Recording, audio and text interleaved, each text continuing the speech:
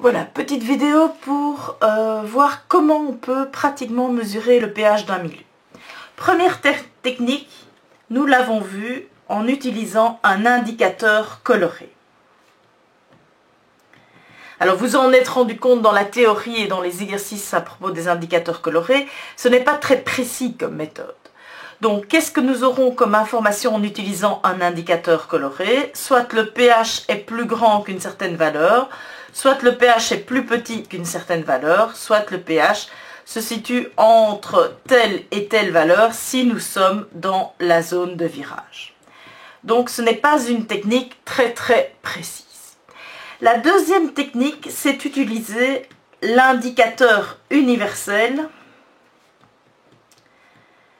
qui soit se présente sous forme de goutte, soit sous forme de papier pH. Alors, l'indicateur universel ou le papier pH c'est un papier buvard sur lequel on a placé l'indicateur universel. C'est quoi l'indicateur universel? C'est un mélange de plusieurs indicateurs. Alors, vous l'avez déjà vu dans les exercices.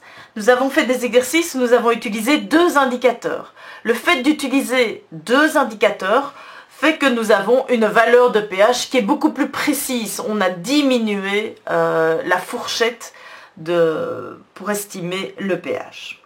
Alors, vous avez dans votre cours une page vous expliquant le fonctionnement de l'indicateur universel du papier pH.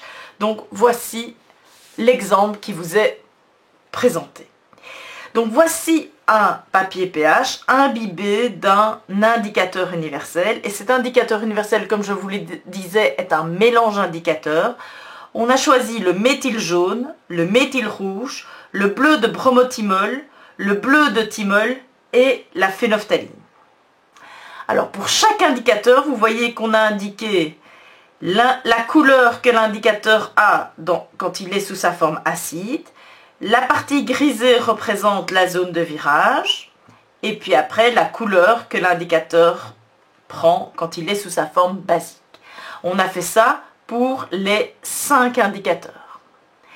Alors, lorsque le pH, prenons le pH, un pH qui vaut 1.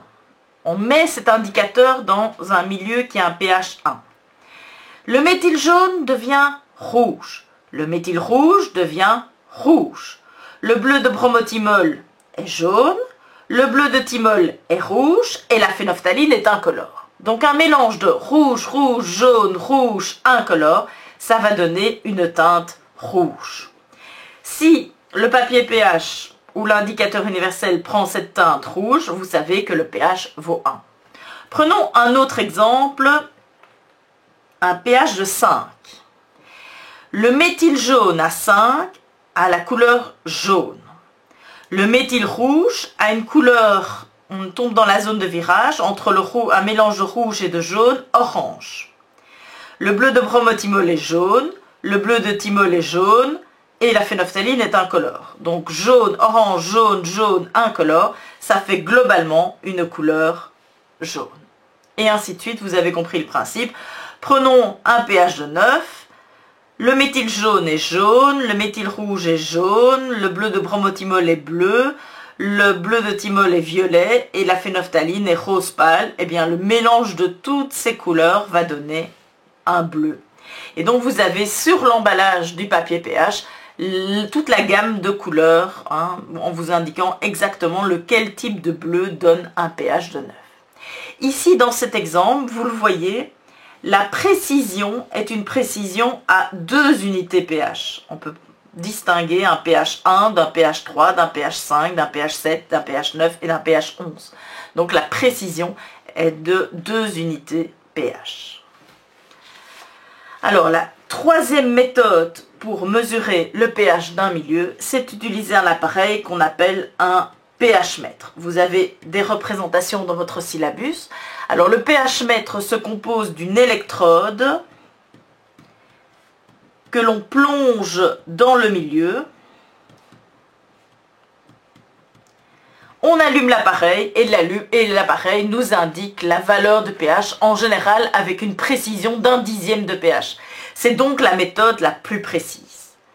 Le fonctionnement de cette électrode vous sera expliqué l'année prochaine si vous faites des études supérieures scientifiques, mais pas dans le cadre de ce cours. Donc, je répète, nous avons donc 3 méthodes pour mesurer ou estimer le pH d'un milieu. La plus précise, c'est le pH mètre. La deuxième, un petit peu moins précise, c'est l'indicateur universel ou papier pH. Le papier pH se présente soit sous forme de papier imbibé d'indicateur universel ou aussi de petites languettes, un peu comme les languettes utilisées lors des visites médicales. Eh bien, vous avez des languettes qui vous indiquent le pH. Donc, cette deuxième technique est un petit peu moins précise que le pH mètre, mais reste quand même assez précise, grâce au mélange de plusieurs indicateurs.